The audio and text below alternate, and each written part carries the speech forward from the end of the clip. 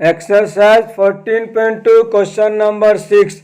A student noted the number of cars passing through a spot on a road for 100 periods each of 3 minutes and summarized it in the table given below. Find the mode of the data. Number of cars, frequency 0 to 10 7, 10 to 20 14, 20 to 30 13, 30 to 40 12, 40 to 50 20, 50 to 60 11, 60 to 70 15, 70 to 80 8.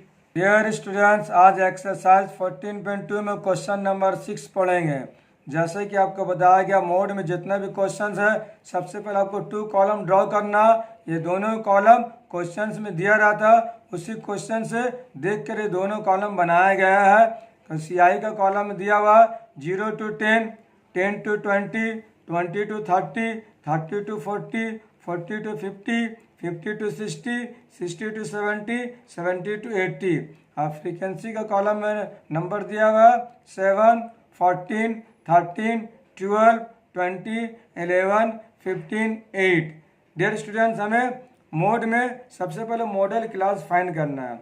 Model class find करने का तरीका है, frequency का column में देखना maximum frequency कौन सा है। इसमें maximum frequency, since maximum frequency equal to 20, ये हमारा 20 मैक्सिमम फ्रीक्वेंसी है, इसलिए हमारा मॉडल क्लास हो गया। अब मॉडल क्लास का फ्रीक्वेंसी को बोला जाता है F1।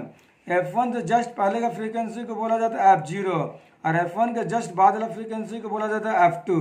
तो F1 का वैल्यू 20 आ गया, F0 का वैल्यू 12, F0 का वैल्यू 12 और F2 का वैल्यू 11। अब L और H का वैल्यू फाइंड करना है। Since maximum frequency is 20, therefore modal class is equal to 40 to 50। L क्या है? Lower limit of the modal class. Modal class का लोअर लिमिट क्या है? 40। H क्या है? अपर लिमिट में लोअर लिमिट माइनस करेंगे, 50 में 40 माइनस करने पर 10 आया और F1 का वैल्यू 20, F2 का वैल्यू 11, F0 का वैल्यू 12। अब फार्मूला पुट करना है, therefore mode is equal to L plus F1 minus F0 divided to F1 minus F0 minus F2 multiply H। ये मोड का फार्मूला आपको इसको मेमोराइज करना, याद करके इसको लिखना है। यहाँ पास सभी के वैल्यू पुट करेंगे। L का वैल्यू 40 प्लस F1 का वैल्यू 20 माइनस F0 का वैल्यू 12 डिवाइडेड 2 मल्टीप्लाई F1 का वैल्यू 20 माइनस F0 का वैल्यू 12 माइनस F2 का वैल्यू 11, H का वैल्यू 10। इसको सिंप्लीफाई करना है। 40 प्लस 20 में 12 माइनस करने पर 8 आ रहा, 2 को 20 से माइनस करने पर 40 आ रहा, माइनस 12 में माइनस 11 ऐड करने पर माइनस 23 आ रहा, मल्टीप्लाई 10। 40 प्लस 8 डिवाइडेड 40 में 23 माइनस करने पर 17 हो रहा, मल्टीप्लाई 10। 40 प्लस 8 को 10 से मल्टीप्लाई करने पर 80 हो रहा, 80 डिवाइडेड बाय 17। अब 80 को 17 से डिवाइड करना है। 80 को 17 से डिवाइड किया जा रहा है, 17 का टेबल 4 टाइम्स पड़ा गया तो आया 68, माइनस करने पर आ रहा 12, पॉइंट दे के 0 पुट किया गया। 17 का टेबल 7 टाइम्स करने पर 119 आ रहा, माइनस करने पर आ रहा 1, यहाँ 0 पुट किया गया, फिर भी स्मॉल आ रहा तो यहाँ 0 पुट किया गया, फिर यहाँ 0 पुट किया गया।